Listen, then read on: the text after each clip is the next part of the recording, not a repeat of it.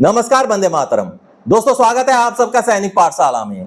भारत सरकार ने OROP 3 को लागू करके एक लेटर निकाल दिया। ये लेटर है, इसके बारे में आगे मैं आपको समझाऊंगा, दिखाऊंगा और बताऊंगा कि क्या है ये लेटर। क्या जो लेटर चल रहा है वो ऑथेंटिक है?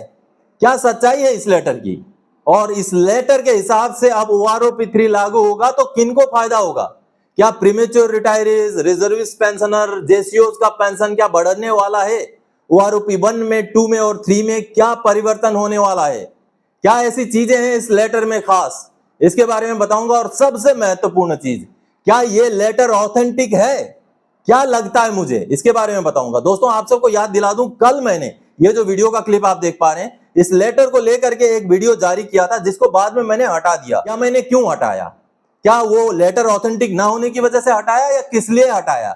वो सारी बातें आपको मैं इस वीडियो के अंत में बताऊंगा। और आपको मैं कुल 5 ऐसे पॉइंट्स गिनाऊंगा, इस लेटर के खासियत गिनाऊंगा, जिससे मुझे क्या लगता है कि लेटर ऑथेंटिक है या ये लेटर फेक है, आपको भी पता चल जाएगा। क्योंकि दोस्तों, मुझे पता है कि सैनिक पाठशाला द्वारा दी गई जस्टिफिकेशन, सैनिक पाठशाला के जो पॉइंट्स होते हैं वो आप भी मानते हैं कि वो पॉइंट्स ठोस होते हैं। जो भी आधार मैं आपके सबके सामने रखूंगा इस लेटर को लेकर के, आप भी मानेंगे कि हाँ, सही आप बोल रहे हैं। तो चलिए, मैं लेटर दिखाऊंगा, लेटर के अंदर की कुछ बातें आपको समझाऊंगा, जिससे आपको पता चलेगा कि OROP 3 से जुड़ा हुआ ये लेटर ऑथेंटिक है या नहीं है, या तो फिर इस लेटर में कैसे कैसे प्रावधान है जिसके तौर पर OROP 3 का फायदा हमें मिलने जा रहा है। चलिए देखते हैं। दोस्तों, रक्षा मंत्रालय का ये वही लेटर है OROP 3 का, जिसके ऊपर कई सारे डाउट्स क्रिएट हो रहे हैं कि ये लेटर ऑथेंटिक है कि नहीं है। अब मैं आपको 5 ऐसे पॉइंट्स बताता हूं दोस्तों, कि जिससे ये क्लियर हो जाएगा कि लगता है कि ये लेटर जो है ऑथेंटिक है। 10 जुलाई 2024 का लेटर है और OROP 3 का रिवीजन को लेकर ये लेटर है, जो कि 1 जुलाई 2024 से लागू है। चलिए, मैं आपको सबसे पहला पॉइंट समझाता हूं।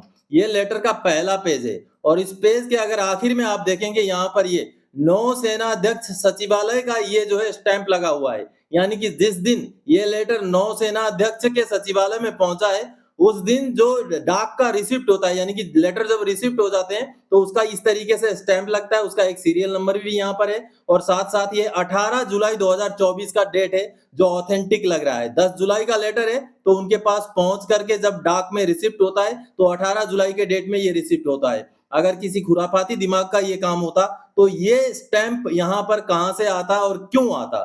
अब अगला मैं आपको पॉइंट समझाता हूं। जो पॉइंट है दोस्तों, कि सबसे बड़ा पॉइंट है। अब यहां पर मैं आपको समझाता हूं। ये जो 2.5 नंबर जो पॉइंट है, ये पॉइंट है दोस्तों, arrear will be paid with in 1 financial year. और हूबहू ये वही लाइन है जो भारत सरकार ने लोकसभा में जो जवाब दिया था, सेम यही लाइन। देखिए, मैं आपको वो भी दिखाता हूं। Arrear will be paid with in 1 financial year. चलिए, अब भारत सरकार ने जो जवाब दिया था वो आपको दिखाता हूं। अब भारत सरकार का 26 जुलाई को दिया गया ये सवाल का जवाब है OROP 3 को लेकर के, जिसमें ये सेम वही लाइन है। देखिए, एज पर द डिसीजंस। अब यहां पर ये देखिए, ये same line, arrears will be paid with in 1 financial year. और आपको बता दूं दोस्तों, ये 26 जुलाई 2024 को ये जो भारत सरकार का जो जवाब है, ये दोपहर के बाद आया था। और वो जो लेटर है, जो 10 जुलाई वाला लेटर है, वो सुबह से ही कल वायरल हो रहा था। यानी कि ये जो लाइन लिखी गई है, arrears will be paid with in 1 financial year, जो कि ऑथेंटिक भारत सरकार का जवाब का लाइन है, वो लाइन उस लेटर में इस जवाब को देने से पहले ही आ गया था। तो इसका मतलब क्या होता है कि वो सेम लाइन उस लेटर में लिखा गया है पहले ही। इसका मतलब है वो लेटर ऑथेंटिक लगता है। अब आपने ये लाइन देख लिया, arrear will be paid with in 1 financial year, तो ये लाइन जो है बहुत बड़ी ऑथेंटिसिटी, इस लेटर की ऑथेंटिसिटी को जो है प्रमाणित करता है। अब चलिए, और एक महत्वपूर्ण बात इस लेटर की, जो 4 नंबर पैराग्राफ आप देख पा रहे हैं, this issue with the concurrence of finance division of ministry of vide their ID note number. ये देखिए, 8 जुलाई 2024 का एक नोटिंग सीट का इसमें रेफरेंस दिया गया है। यानी कि 8 जुलाई 2024 को मिनिस्ट्री ऑफ डिफेंस का फाइनेंस डिवीजन से कोई नोटिंग सीट अप्रूव होता है, जिसका नंबर का रेफरेंस देकर के इस लेटर को जारी किया जाता है, जो कि बिल्कुल ऑथेंटिक लग रहा है दोस्तों। क्योंकि जब भी OROP का रिवीजन होना है, उसमें फाइनेंशियल बातें आएंगी, तो जो रक्षा मंत्रालय का फाइनेंस डिवीजन है वहां पर जब नोटिंग सीट अप्रूव होगा तभी ये लेटर निकल सकता है। और यहाँ पर क्लियरली उस नोटिंग सीट का सीरियल नंबर दिया गया है जो कि बिल्कुल ऑथेंटिक लग रहा है।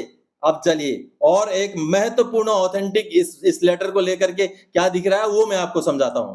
अब देखिए दोस्तों, ये जो लेटर साइन किया गया, ये साइन किया गया जे.के. साहू द्वारा। देखिए जे.के. साहू का ये सिग्नेचर है और ये है deputy secretary to the government. Bharat सरकार में डेप्यूटी सेक्रेटरी है गवर्नमेंट ऑफ इंडिया में। तो जे.के. साहू का ऑथेंटिसिटी क्या है, ये कौन है, वो चलिए मैं आपको ऑनलाइन दिखाता हूं भारत सरकार के रक्षा मंत्रालय के वेबसाइट में। अभी दोस्तों भारत सरकार का रक्षा मंत्रालय का department of ex serviceman welfare का ये वेबसाइट है।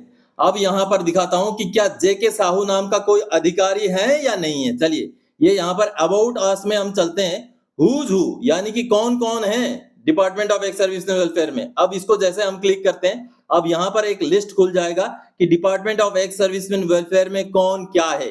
ये देखिए ये पूरा लिस्ट खुल गया है।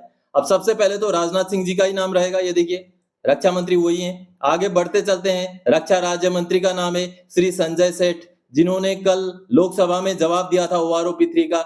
अब इस लिस्ट को अगर थोड़ा सा आप नीचे तक स्क्रॉल करेंगे तो आपको यहां पर दिखाई देगा 22 नंबर सीरियल में, ये देखिए 22 नंबर सीरियल में श्री जय कृष्णा साहू, ये देखिए DS पेंशन पॉलिसी यानी कि deputy secretary pension and policy. और जो OROP से रिलेटेड लेटर है वो deputy secretary pension and policy द्वारा ही साइन किया जाना है और किया गया है। तो इस पॉइंट से भी लगता है कि ये लेटर ऑथेंटिक है, ये जो लेटर, ये जो सिग्नेचर यहां पर है। चलिए अब मैं आपको और एक पॉइंट समझाता हूं। इस लेटर के जो टाइमिंग है, टाइमिंग को समझिए। अब दोस्तों इस लेटर की टाइमिंग को अगर समझने की हम कोशिश करें तो 3 जुलाई को कैबिनेट का अप्रूवल होता है, 5 जुलाई को CDS का एक मीटिंग होता है, 8 जुलाई को फाइनेंस डिवीजन जो फाइनेंस विभाग है उसका नोटिंग सीट में उसका अप्रूवल मिलता है। उसके बाद 10 जुलाई को ये लेटर जारी कर दिया जाता है। अब कुछ पॉइंट्स हैं जो इस लेटर के ऑथेंटिसिटी पर सवाल खड़े करते हैं, उन पॉइंट्स को भी हम बात करते हैं। सबसे पहला पॉइंट कि department of ex serviceman welfare का जो वेबसाइट है वहां पर इस लेटर को अपलोड नहीं किया गया है। तो जरूरी नहीं है दोस्तों कि हर लेटर समय से वहां अपलोड हो। कई बार हमने ये भी देखा है कि लेटर बहुत दिनों पहले ही साइन हो चुका है लेकिन वो लेटर अपलोड होते होते 1 महीना 2 महीना बाद अपलोड किया जाता है। अब दूसरा, लेटर में जो एड्रेस ही है वहां पर CDS साहब को यहाँ पर एड्रेस नहीं किया गया है, केवल 3 सेनाओं के प्रमुखों को ही एड्रेस किया गया है। तो ये भी कोई बहुत बड़ा रीजन मैं नहीं मानता हूं। और आगे इस लेटर को कहीं ना कहीं PCDA को एड्रेस नहीं किया गया ऐसा बताया गया है। यहाँ पर ये देखिए PCDA को एड्रेस नहीं किया गया है, लेकिन as per standard distribution list जो होता है, इस स्टैंडर्ड डिस्ट्रीब्यूशन लिस्ट में PCDA ऑलरेडी इंक्लूड हो जाता है दोस्तों। और एक दोस्तों सवाल खड़ा किया जाता है कि अनाउंसमेंट नहीं हुआ, इस लेटर के साथ कोई मंत्री महोदय सामने नहीं आए, उन्होंने अनाउंस नहीं किया। तो ऐसा भी जरूरी नहीं है। पिछली बार जब अनाउंसमेंट पहले ही हो गया था, अनाउंसमेंट लगभग दिसंबर 2022 में कर दिया गया था और लेटर जारी किया गया था 4 जनवरी 2023 को। तो इस तरीके से अनाउंसमेंट में आगे पीछे हो सकता है कि अनाउंसमेंट तब हो जब टेबल्स जारी किए जाएं। तो इस लेटर के साथ अनाउंसमेंट का भी बहुत ज्यादा संपर्क मैं तो नहीं मानता हूं। आखिर अभी इस लेटर में आप लगभग चीजें समझ ही गए हैं दोस्तों कि OROP 2 और OROP 3 में लगभग डिफरेंसेस नहीं रहने वाले हैं, क्योंकि जिस तरीके से OROP 2 लागू किया गया था वही सेम प्रावधान यहाँ पर भी हैं। तो इस लेटर के अंदर जो चीजें हैं वो ज्यादा डिस्क्राइब करने की कोई जरूरत नहीं है, वही सेम प्रावधान है जो जुलाई 2014 के बाद के प्रीमेचर को इसमें भी नहीं रखा गया है, साथ ही रिजर्विस्ट पेंशनर वगैरह को नहीं रखा गया है, और साथ ही पेंशन प्रोटेक्टेड कैटेगरीज को भी यहाँ पर जो है मेंशन किया गया है। तो इसका मतलब OROP 2 का जैसे ही रूलिंग के साथ OROP 3 को लागू किया जाएगा, ऐसा इस लेटर से क्लियर होता है दोस्तों। तो आप सबको मैंने 5 ऐसे पॉइंट्स गिना दिए दोस्तों जिससे मुझे लगता है कि ये लेटर ऑथेंटिक है।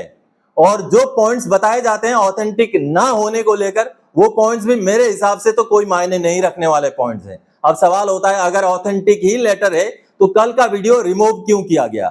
दोस्तों कल का जो वीडियो मैंने बनाया था, अगर उस वीडियो को आप सब ने किसी ने भी देखा होता तो उस वीडियो में मैंने जिस तरीके से एडिटिंग हुआ, एडिटिंग में थोड़ा सा उसमें प्रॉब्लम रह गया था कि 2 पेज का वो लेटर था, लेकिन मैंने 1 पेज के बारे में बोला, दूसरा पेज के बारे में भी रिकॉर्डिंग तो हुआ था, मेरा किया था मैंने, लेकिन एडिटिंग में वो गलती रह गई, वो छूट गया सेकंड पेज वाला जो पोर्शन है वो वीडियो में इंक्लूड नहीं हो पाया, जिस वजह से जब बाद में मैंने उस वीडियो को देखा अपलोड होने के 1-1.5 घंटे बाद, मैंने ये नोटिस किया 2-3 मेरे व्यूअर्स हैं जिन्होंने मुझे ये जानकारी दी कि सर सेकंड पेज वाला आपने बताया नहीं। तो जब मैंने देखा कि वीडियो में ये गलती रह गई है, इसी वजह से मैंने उस वीडियो को अपने चैनल से हटाया। अदरवाइज लेटर के ऑथेंटिक होने पर कल भी मुझे डाउट नहीं था, आज भी मुझे डाउट नहीं है, और मेरे हिसाब से ये लेटर ऑथेंटिक है। अब हो सकता है कोई माने कोई ना माने, वो अलग बात है, लेकिन मेरे जस्टिफिकेशन मैंने आपको समझा दिए दोस्तों। तो दोस्तों आज के इस वीडियो में इसी जानकारी के साथ आया था। आगे और कोई जानकारी था कि आपसे सरोकार रखने वाला विषय लेके मैं फिर से हाजिर हो जाऊंगा। तब तक के लिए जय हिंद दोस्तों।